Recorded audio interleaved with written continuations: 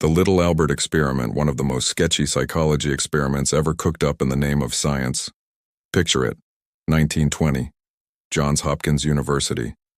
Two researchers, John Watson and his assistant Rosalie Rayner, decide to see if fear can be taught.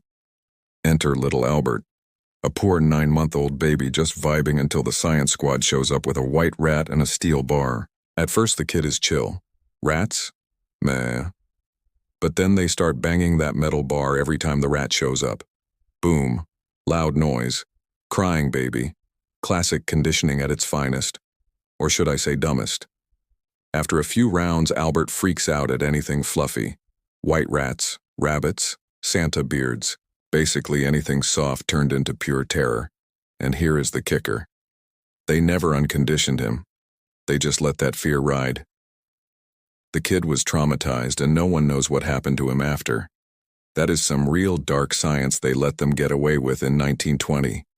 And poor little Albert, the only thing he got out of it was a phobia of soft and furry creatures and a dark psychological experiment named after him. That 100 years later, some guy running a YouTube channel would turn his story into a shorts video to get more views. Modern psychology looks back and says, yeah, that was unethical garbage. That was no consent. No follow-up. Just a big ol' lesson in how not to do research. But hey, it did prove that fear can be learned. So at least we got that tiny crumb of science from the questionable nonsense. Moral of the story? Just because you can run an experiment does not mean you should. Especially when your test subject is a literal baby. Yikes.